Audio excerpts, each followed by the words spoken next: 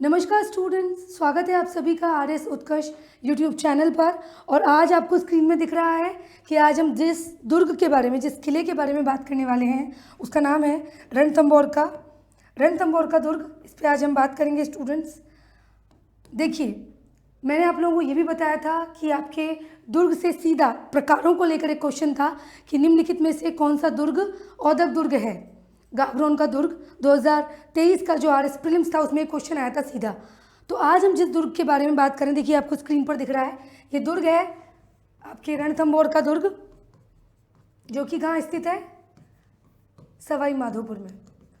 तो इस दुर्ग पे हम डिटेल में बात करेंगे। एग्जाम ओरिएंटेड जो भी चीज़ें हैं, जो भी फैक्ट है, उन पे आज हम सारी बात करेंगे स्टूडेंट्स। एक एक दुर्ग मैं बहुत अच्छे से कराऊंगी। इससे पहले एक इम्पॉर्टेंट और था सेशन, जो कि दुर्ग के प्रकारों को लेकर था, क्योंकि जो भी महत्वपूर्ण दुर्ग हम पढ़ रहे हैं हमें पता होना चाहिए कि वो किस श्रेणी में आते हैं। जैसे वाद्य यंत्र होते हैं ना, वाद्य यंत्र, ये कौन सा वाद्य यंत्र किस श्रेणी में है, किस प्रकार का वाद्य यंत्र है, उसी प्रकार दुर्ग के बारे में भी ये पता होना चाहिए कि ये किस प्रकार का दुर्ग है। देखिए स्क्रीन पर, ये देखिए, ये जो दुर्ग है ऊंचाई पर है। जब हमारे घर वाले शादी होती है तो कार्ड का चढ़ावा देने जाते हैं त्रिनेत्र गणेश जी के यहाँ। जब हम जाते हैं घूमने तो चढ़ाई होती है ना गणेश जी के मंदिर पर जाने के लिए, तो ये ऊंचाई पर है, इसलिए गिरि दुर्ग की श्रेणी में भी आता है। इसका रास्ता बहुत ही दुर्गम है, कटीली झाड़ियाँ मिलेंगी, वन वाला क्षेत्र है, इसलिए ये एरन दुर्ग की श्रेणी में भी आएगा और वन दुर्ग की श्रेणी में भी आएगा स्टूडेंट्स। तो आज हम जिस दुर्ग के बारे में डिटेल में डिस्कस करने वाले हैं उसका नाम है राजस्थान का प्रसिद्ध रणथंभौर का किला, रणथंभौर दुर्ग। देखिए समझना, एग्जाम ओरिएंटेड बात करेंगे आज के सेशन में स्टूडेंट्स। दुर्ग जो है आपके सिलेबस में अलग से टॉपिक है राजस्थान के स्थापत्य कला। तो स्थापत्य कला में दुर्ग का तो वैसे ही बहुत महत्वपूर्ण रोल है, मैंने पिछली क्लास में बताया था क्यों इम्पोर्टेंट है। ठीक है, राजा अपनी रियासत को बढ़ावा देने के लिए, अपनी महत्वाकांक्षाओं को बढ़ावा देने के लिए, अपनी प्रजा को सुरक्षित करने के लिए, युद्ध में खुद को प्रबल करने के लिए दुर्ग का होना उसके लिए कहीं ना कहीं क्या था, फ्रूटफुल रहता है। और दुर्ग की अपनी स्थापत्य में एक अलग विशेषता है। तो दुर्ग, बावड़ियाँ, स्तंभ, मंदिर, ये सब हम स्थापत्य वाले टॉपिक में पढ़ेंगे। देखिए रणथंभौर दुर्ग, जिसे याद रखना रणथंभौर का दुर्ग, यानी रण की घाटी में स्थित दुर्ग, रण की घाटी में स्थित दुर्ग, दुर्ग मतलब किला। इसके अलावा रणस्तंभपुर भी कहते हैं, रणस्तंभपुर। देखो स्टूडेंट्स, इस दुर्ग के बारे में कि इसका निर्माण किसने कराया, इसके बारे में अभी कोई ऐसी सटीक जानकारी नहीं है, ऑथेंटिक जानकारी नहीं है। अलग अलग इतिहासकारों ने अलग अलग बात कही है, लेकिन फिर भी अगर आप मोटा मोटी बात पकड़ें तो 8वीं सदी में, 8वीं शताब्दी में ऐसा बोला जाता है। देखिए सोर्सेज जो हैं, ऐसे सोर्सेज जिनके बारे में हमें साहित्य और साहित्यकार वाले चैप्टर में तो पढ़ना ही है, लेकिन वो सोर्सेज इस दुर्ग के संबंध में जानकारी बताते हैं। तो उन सोर्सेज की भी मैं बात करूंगी। याद रखना, 8वीं शताब्दी में बोलते हैं कि शासक जयंत चौहान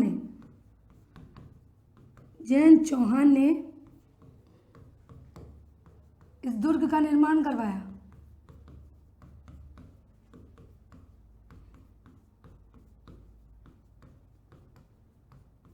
इसके अलावा कई इतिहासकार ये भी बोलते हैं, कई सोर्सेज ये भी जानकारी देते हैं कि 10वीं सदी में एक व्यक्ति थे 10वीं, जैसे 8वीं का तो मैंने बताया, लेकिन 10वीं में भी थे एक व्यक्ति जिनका नाम था रणथमन देव, ये भी याद रखना। ठीक है, ये हो गया। अब कुछ ये कहते हैं कि 10वीं में रणथमन देव द्वारा निर्माण। तो ये दोनों बातें आपको थोड़ा याद रखनी है स्टूडेंट्स। अब इसके अलावा एक महत्वपूर्ण बात कि ये किस श्रेणी में आता है ये दुर्ग, ये भी याद रखना कि किस श्रेणी में आता है। जैसे मैंने बताया हाइट पर है, ऊंचाई पर है, पहाड़ पर स्थित है, तो बिल्कुल ये गिरि दुर्ग में आएगा, गिरि दुर्ग। इसके अलावा चारों तरफ हम घूमने जाते हैं, हमें पता है वाइल्ड एरिया है, जंगल है चारों तरफ, तो इसको वन दुर्ग भी लेंगे, वन दुर्ग। इसके अलावा जैसे मैंने बताया इसका मार्ग दुर्गम है, कटीली झाड़ियाँ वगैरह स्थित है, तो इसलिए ये एड़न दुर्ग में आएगा। ये मैं आपको लास्ट सेशन में बता चुकी हूँ कि किस श्रेणी के दुर्ग को, मतलब किस दुर्ग को किस श्रेणी में रखा जाता है, और जो प्रकार हैं उनको भी मैंने अलग से डिफाइन किया है, एग्जाम्पल दे दे के आप लोगों को समझाया है। तो गिरि, वन और एड़न दुर्ग क्यों कहते हैं ये मैं आपको अच्छे से बता चुकी हूँ पहले। ठीक है स्टूडेंट्स, तो ये बातें आपको याद रखनी है। अब इससे संबंधित, इस दुर्ग से संबंधित, जैसे कि इस दुर्ग के इर्द गिर्द जो व्यक्ति है हमीरदेव चौहान के बारे में हम डिस्कस करेंगे। तो देखिए कौन कौन से सोर्स हैं जो हमें इस दुर्ग की और हमीरदेव की जानकारी देते हैं। याद रखना इन रचनाओं के नाम और इन रचनाओं की से संबंधित जो भी प्रमुख रचनाकार हैं उनके नाम भी आप याद रखना। देखिए आप याद रखना, हमीर महाकाव्य, ये सोर्सेज जानकारी देते हैं इस दुर्ग की। ठीक है, दूसरा है हमीर हट, ये देखिए हमीर हट, ये याद भी कर लेना, इंपॉर्टेंट है ये। और एक आपके हमीर रासो, जनरली स्टूडेंट हमीर हट और हमीर रासो में कंफ्यूज हो जाते हैं। याद रखना हमीर महाकाव्य नयन चंद्र सूरी की रचना। हमीर हट, हट कौन करता है, कभी नहीं भूलेंगे, हट कौन करता है, चंद्रशेखर।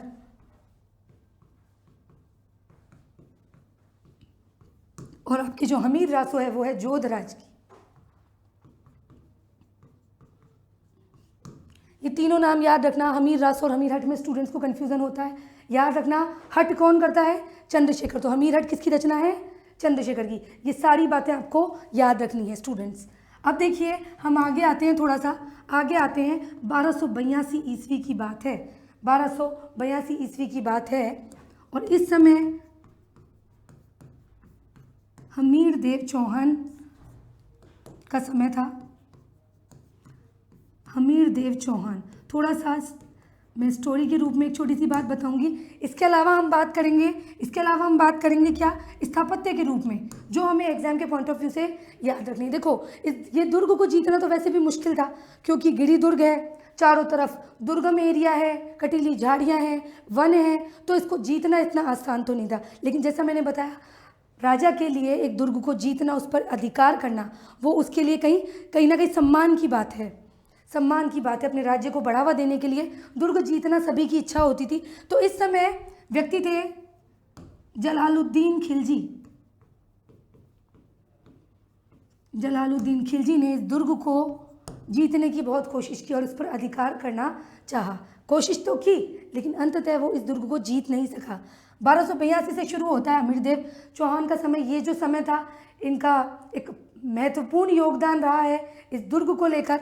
तो ये याद रखना, उस समय जलालुद्दीन खिलजी ने इस दुर्ग को जीतना चाहा, और 1290 तक आते आते भरसक प्रयास करने के बावजूद भी इस दुर्ग को जलालुद्दीन खिलजी नहीं जीत सका। और ये जब जीतने की कोशिश करने के बाद ये वापस मुड़ गया, वापस जाने लगा। कौन, जलालुद्दीन खिलजी। तो इसके सेनापति ने एक बात कही कि महाराज आप ऐसे तो नहीं जा सकते। एक व्यक्ति थे मलिक अहमद चाप करके, एक व्यक्ति थे, एक सेनापति था इनका जलालुद्दीन खिलजी का। जब ये वापस में दुर्ग को नहीं जीत सके तो गुस्से भरे अंदाज में वापस जाने लगे। तब इनके सेनापति ने कहा कि महाराज आप ऐसे तो नहीं जा सकते, इस दुर्ग को जीतने के लिए हमने इतनी कोशिश की और आप वापस इस तरह से जा रहे हैं। तब इस जलालुद्दीन खिलजी ने एक बात कही थी, मैं यहाँ लिख देती हूँ, ये एग्जाम के पॉइंट ऑफ व्यू से इंपॉर्टेंट है कि यह जब असफल रहा, मैं यहाँ लिख देती हूँ, जलालुद्दीन खिलजी क्या रहा, असफल। और जब वापस जाने लगा तो उस समय इनका एक सेनापति था, और उस सेनापति ने क्या कहा कि महाराज आप ऐसे नहीं जा सकते हैं। तब गुस्से वाले अंदाज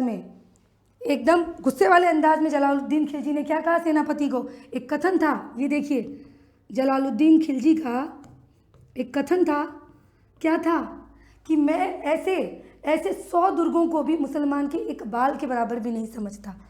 मैं लिख देती हूँ, मैं ऐसे 100 दुर्गों को भी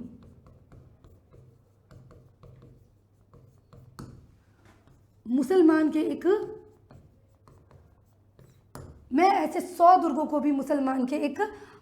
बाल के बराबर भी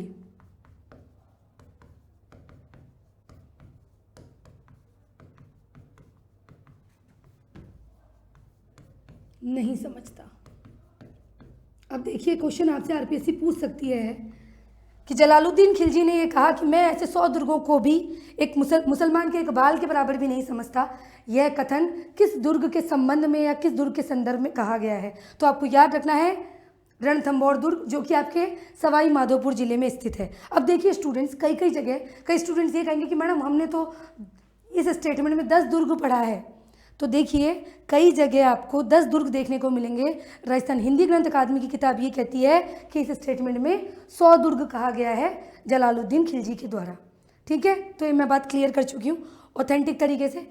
तो ये स्टेटमेंट याद रखना, किसने कहा ये भी याद रखना, किस दुर्ग के संबंध में कहा ये भी याद रखना, और क्या कहा ये भी याद रखना।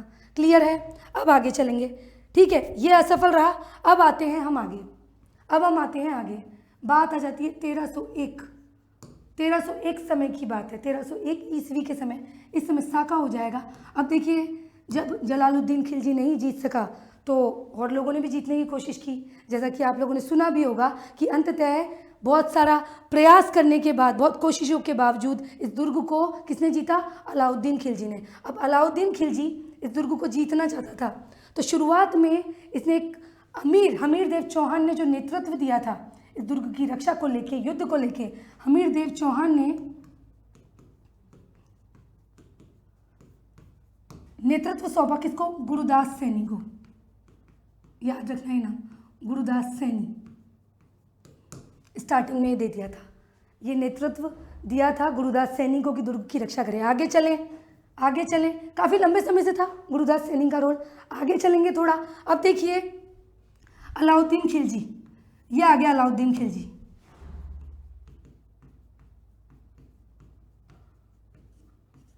अलाउद्दीन खिलजी से पहले 2 व्यक्ति आए, नाम याद रखना। अलाउद्दीन खिलजी ने जो 2 व्यक्तियों को भेजा, 2 व्यक्ति तो इन्होंने भेजे और 2 व्यक्ति हमीर देव चौहान की तरफ से आए। तो याद रखना 2 व्यक्ति थे, नुसरत खां और अलूगा खां। इन्होंने जब अलाउद्दीन खिलजी आया तो हमीर ने आगे चलकर, ये पहले दे दिया था इस गुरुदास सैनी को नेतृत्वकर्ता के रूप में, गुरुदास सैनी को भेजा। बाद में जब अलाउद्दीन खिलजी आया तो हमीर ने 2 लोगों को भेजा। किन को भेजा? नुसरत खां, अलूगा खां अलाउद्दीन खिलजी की तरफ से आए, और हमीर देव चौहान की तरफ से कौन है? 2 व्यक्ति, नाम याद रखना, भीम सिंह और आपके धर्म सिंह। ये नाम याद रखना, भीम सिंह और धर्म सिंह, नुसरत खां और अलूगा खां। अब काफ़ी संघर्ष हुआ इन लोगों के बीच में। एक स्थान आता है झांझन पहुँचे, लेकिन सफलता इतनी नहीं लगी। आगे चलकर हालांकि जब संघर्ष हुआ, ये भी याद रखना, संघर्ष हुआ तो 2 व्यक्ति यहाँ से तो चले गए। नुसरत खां की मृत्यु हो गई थी, ये याद रखना। अलूगा नहीं, नुसरत खां की मृत्यु हो गई थी, और यहाँ पे हो गई थी भीम सिंह की मृत्यु। इस संघर्ष में ये व्यक्ति मारे गए थे। आगे चलकर अलाउद्दीन खिलजी इस दुर्ग को जीतने के लिए खुद एक विशाल सेना के साथ आक्रमण करने लगा। ये सारी बात 1301 के संदर्भ में मैं कर रही हूँ।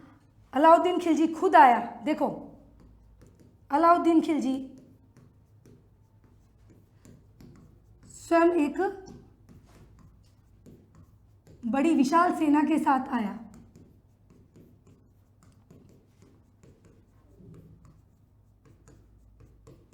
अब आगे चलकर हमीर ने 2 व्यक्तियों को भेजा। किसको? हमीर ने भेजा किसको? रणमल और रतिपाल को भेजा। रणमल व रतिपाल को भेजा। देखिए समझना। अब देखिए अलाउद्दीन खिलजी जब खुद एक बड़ी सेना लेकर युद्ध को जीतने के लिए, दुर्ग को जीतने के लिए आया, तो हमीर ने भी 2 व्यक्तियों को भेजा था, संधि करने के लिए भेजा था, रणमल और रतिपाल। लेकिन रणमल और रतिपाल इन दोनों ने आगे चलकर क्या कर दिया? हमीर के साथ विश्वासघात कर दिया। इन्होंने क्या किया? विश्वासघात।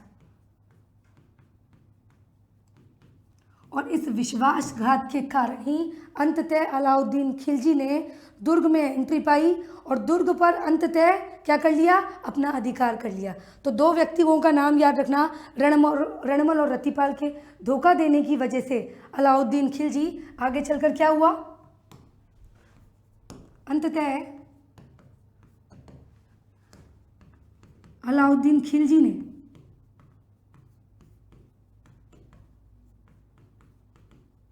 दुर्ग पर अधिकार किया।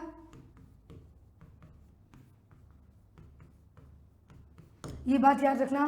तो दुर्ग पर अधिकार किया, युद्ध हुआ, तो यहाँ पर पुरुषों के द्वारा युद्ध हुआ तो केसरिया भी हुआ, और महिलाएं, अभी मैं बात करूंगी किन महिलाओं के नेतृत्व में जौहर हुआ। जौहर हुआ तो आप ये याद रखना, जहाँ जौहर होता है, केसर होता है, तो उसे कहते हैं साका। तो यहाँ पर रणथंभौर का साका हुआ। अब देखिए आगे चलकर अलाउद्दीन खिलजी ने क्या किया होगा। भाई अलाउद्दीन खिलजी ने इन दो व्यक्तियों का क्या किया होगा, पहले तो लालच दे दिया, रणमल और रतिपाल को लालच दे दिया, तो विश्वासघात कर लिया इन्होंने, और इस वजह से अलाउद्दीन खिलजी ने दुर्ग पर अधिकार कर लिया। फिर आगे चलकर अलाउद्दीन खिलजी ने कहा कि जो व्यक्ति अपने राजा का नहीं हो सका वो हमारा क्या साथ देगा। अलाउद्दीन खिलजी ने इन दोनों व्यक्तियों की हत्या करवा दी, इनको मरवा दिया। इस समय जब अलाउद्दीन खिलजी ने दुर्ग पर अधिकार कर लिया तो एक कथन बहुत फेमस है, ये भी याद रखना, अबुल फजल का एक कथन फेमस है। क्या, जब दुर्ग पर अधिकार कर लिया अलाउद्दीन खिलजी ने तो एक कथन फेमस है, आज कुफ्र का गढ़ इस्लाम का घर हो गया है। भाई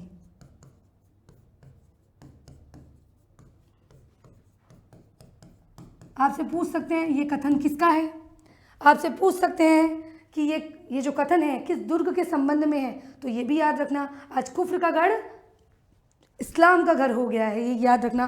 तो इस समय युद्ध हुआ और दो महिलाएं, हमीर की पत्नी जिनका नाम है रंग देवी और उनकी पुत्री है पद्मला, ये याद रखना, रणथंभौर के दुर्ग में जल जौहर किया गया था। जल जौहर समझ गए ना, जल में कूदकर या जल में अपने प्राण दे दिए। जबकि हम मेवाड़ की बात करते हैं, चित्तौड़गढ़ दुर्ग की, जैसे कि हमें पद्मावती की बात याद होगी कि जब अलाउद्दीन खिलजी आक्रमण कर लेता है तो वो जल कुंड में क्या कर देती है, अग्नि में अपने बहुत सारी रानियों के साथ अपने प्राणों का बलिदान कर देती है। तो यहाँ पर अगर अपन बात करें तो याद रखना, हमीर की पत्नी रंग देवी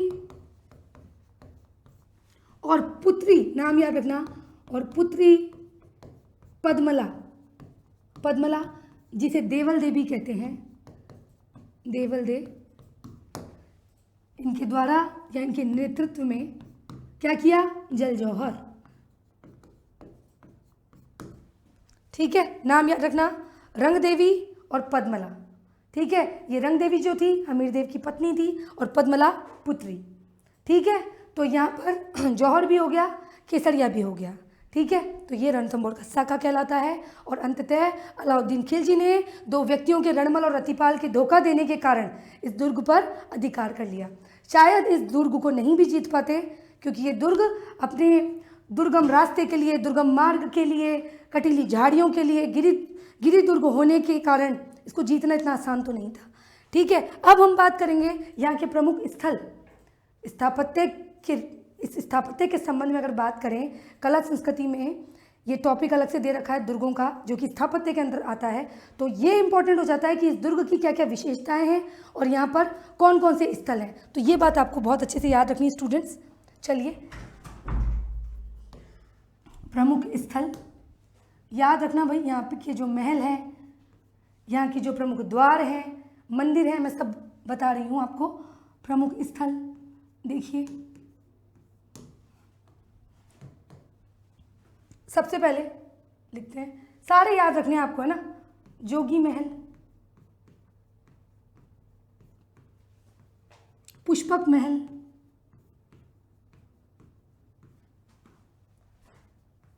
बादल महल भी है। अब ये मत देखना मैडम बादल महल तो सिर्फ कुंभलगढ़ में, नहीं, कुंभलगढ़ में है मेन बादल, जो बादल महल है जहाँ पर महाराणा प्रताप का जन्म हुआ था वो हम पढ़ते हैं, ठीक है। जूनी कचहरी, ठीक है, वो हम पढ़ते हैं। लेकिन बादल महल आपको राजस्थान के संबंध में अलग अलग जगह देखने को मिलेंगे। डूंगरपुर में भी मिलेगा, नागौर में भी मिलेगा, बादल विलास आपको जैसलमेर में भी मिलेगा। तो ये याद रखना, जोगी महल, पुष्पक महल, बादल महल, हमीर महल, ये याद रखना। एक छोटा सा यहाँ दिलखुश महल भी है, दिलखुश महल भी आप अलग अलग जगह पढ़ेंगे, याद रखना। पुष्पक महल, बादल महल, जोगी महल, नाम याद रखिएगा। इसके अलावा त्रिनेत्र गणेश जी का मंदिर,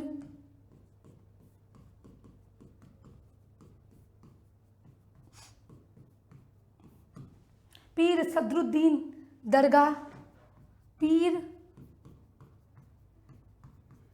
सदरुद्दीन की दरगाह, अलाउद्दीन खिलजी ने मंदिरों को तुड़वा कर ये दरगाह बनवाई थी, तो ये नाम भी याद रखना। जोगी महल, पुष्पक महल, बादल महल, हमीर महल, त्रिनेत्र गणेश जी मंदिर, पीर सदरुद्दीन की दरगाह, याद रहेगा। इसके अलावा एक आप लोग सुनते होंगे हमीर की कचहरी, जहाँ पर, या न्याय की छतरी बोल सकते हैं, ये लीजिए हमीर की कचहरी, या बोल सकते हैं न्याय की छतरी।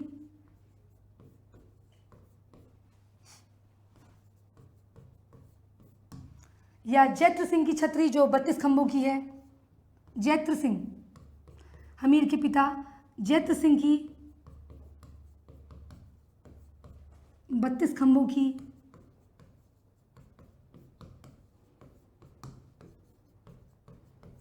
मैंने आपको कई बार बताया 32 खंभों की छतरी याद रखना। रणथंभौर दुर्ग, या अगर जिला पूछ लें तो सवाई माधोपुर। एक हम 32 खंभों की छतरी और पढ़ते हैं, आपको याद होगा मैंने बताया है मांडलगढ़ भीलवाड़ा में जगन्नाथ कछवाहा की छतरी। इसके अलावा 80 और 84 जो है, मतलब 80 खंभों की छतरी और 84 खंभों की छतरी, इसमें स्टूडेंट्स को कई बार कन्फ्यूज़न होता है।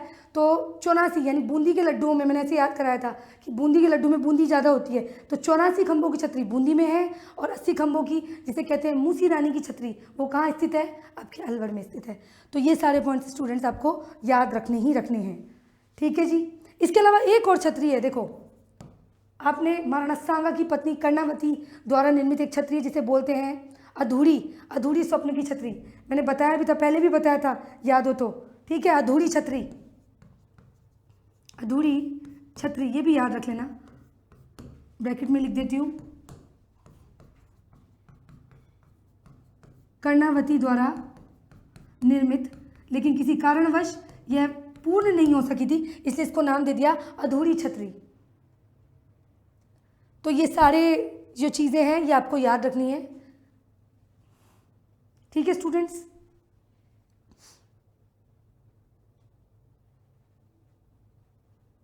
अब देखिए इनके संबंध में ये सारी बातें तो हमने कर ली, हमने 2 स्टेटमेंट देखे, लेकिन अबुल फजल का एक और स्टेटमेंट है, याद रखना। उन्होंने कहा है कि इस दुर्ग के आगे सभी दुर्ग नंगे हैं, यह एक बख्तरबंद है, ये याद रखना। नेक्स्ट पेज पे ले लेते हैं। अबुल फजल का एक कथन है, अबुल फजल ने इस दुर्ग के बारे में कहा है, क्या कहा है?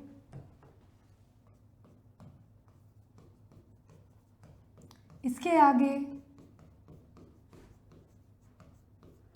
सभी दुर्ग नग्न हैं, यह बख्तरबंद है। ये याद रखना भाई कि यह किसने कहा। 2 मैं आपको पहले बता चुकी हूँ, एक तो ये कि मैं ऐसे 100 दुर्गों को भी मुसलमान के एक बाल के बराबर नहीं समझता। किसका था? जलालुद्दीन खिलजी का। अलाउद्दीन नहीं, जलालुद्दीन खिलजी का, जब वह इसको जीत नहीं सका। दूसरा एक और मैंने बताया था कि आज अबुल फजल का ये है कि जब अलाउद्दीन खिलजी ने इस दुर्ग पर अधिकार कर लिया तो क्या कहा उसने, अबुल फजल ने, कि आज कुफ्र का गढ़ इस्लाम का गढ़ हो गया है। तो ये बात आपको याद रखनी है। इसके अलावा एक ये हो ही गया कि यह बख्तरबंद है, ठीक है। किसने कहा? अबुल फजल ने। अब देखो इस दुर्ग के बारे में एक बात और याद रखना कि जून की बात है, जून 2013 की बात है। इस दुर्ग को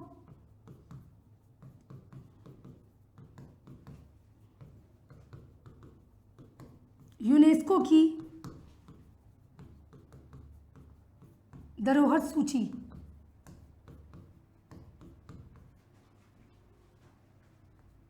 धरोहर सूची में शामिल किया गया।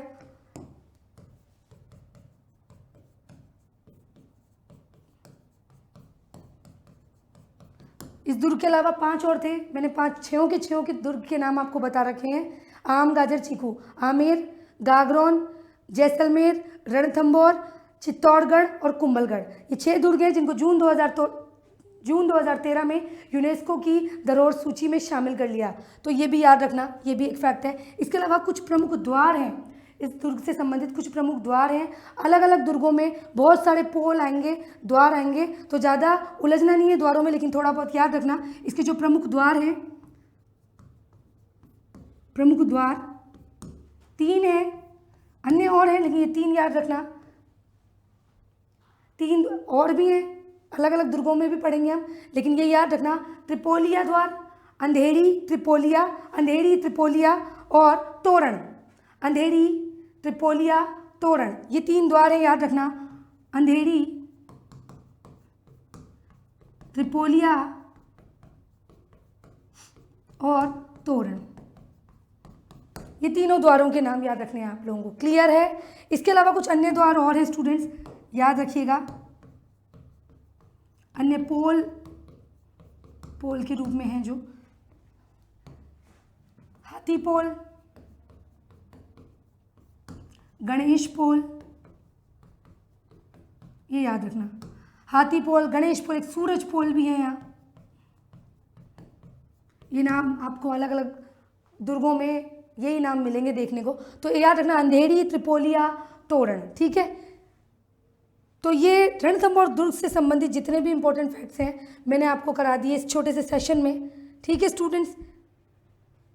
तो ये हो गया हमारा आज का रणथंभौर का दुर्ग। इस साके के बारे में भी मैंने आपको जानकारी दे दी है, ठीक है। यहाँ के साके के बारे में भी मैंने जानकारी दे दी। स्थापत्य से संबंधित जो प्रमुख स्थल हैं उनकी भी मैंने जानकारी दे दी। रणथंभौर दुर्ग आप लोग नहीं घूमने गए हो तो ज़रूर घूमेगा। ये स्क्रीन पर रणथंभौर दुर्ग रहा, सवाई माधोपुर में ये स्थित है, ठीक है। चलिए, तो ये आज का छोटा सा सेशन रहा। मैं और भी दुर्ग करवाऊंगी और भी अलग अलग टॉपिक लेके आऊँगी, ठीक है। मिलते हैं एक नए टॉपिक के साथ नेक्स्ट सेशन में। लेकिन स्टूडेंट्स एक बात और बतानी थी कि आज हमारे जो विंटर सिलेक्शन ऑफर चल रहा है उसका आज लास्ट डे है।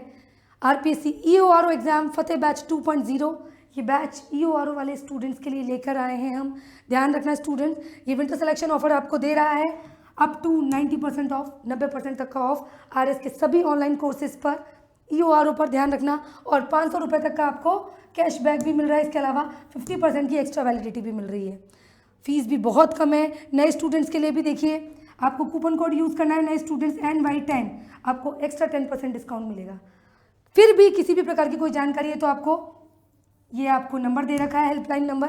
आप आराम से किसी भी तरह की कोई भी जानकारी लेना चाहें पर्टिकुलर किसी भी कोर्स के लिए तो आप आराम से ले सकते हैं। ये देखिए, RS फाउंडेशन निर्मल 2.0 English medium batch, English medium oriented ये बैच रहेगा। इसमें भी वही सब फीचर्स के साथ अप टू 90% ₹500 तक का आपको कैशबैक, 50% एक्स्ट्रा वैलिडिटी, ठीक है। नए स्टूडेंट्स के लिए कूपन कोड NY10 यूज़ करना है तो बहुत ही अच्छा ऑफर मिल रहा है। ये देखिए, ये बैच भी आपके 5 जनवरी 2026 को शुरू हो रहा है। इसके अलावा प्री ओरिएंटेड RS प्रीलिम्स 2026 को ध्यान में रखकर लाइव फ्रॉम स्टूडियो बैच रहेगा ये, ठीक है। वही सब फीचर्स रहेंगे स्टूडेंट्स, तो इसमें आप एनरोल कर सकते हैं। इसके अलावा समग्र बैच है प्री प्लस मेंस इंटीग्रेटेड तैयारी करने के लिए। जो भी स्टूडेंट्स प्री प्लस मेंस की कंप्लीट तैयारी करना चाहते हैं, लाइव फ्रॉम क्लासरूम रहेगा, जोधपुर और जयपुर से रहेगा, वही सब फीचर्स हैं। तो स्टूडेंट ध्यान रखना, आज 30 दिसंबर अंतिम दिन है और यह आपके लिए सुनहरा मौका है। इसके अलावा RS फाउंडेशन निर्मल बैच 8.0 5 जनवरी से स्टार्ट हो रहा है स्टूडेंट्स, और ये आपका जो मैंने पूरा डिफाइन कर ही दिया है विंटर सिलेक्शन ऑफर। इसका लाभ लेने का आज अंतिम दिन है स्टूडेंट्स, आज लास्ट डे है।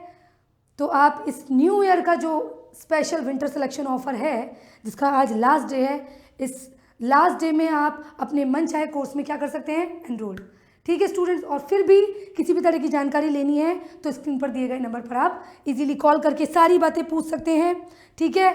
वैलिडिटी एक्सटेंशन देखिए, एग्जिस्टिंग स्टूडेंट्स के लिए भी एक्स्ट्रा 10% डिस्काउंट रहेगा और नए स्टूडेंट्स के लिए भी NY 10 कूपन कोड यूज़ करने पर एक्स्ट्रा 10% डिस्काउंट मिलेगा स्टूडेंट्स।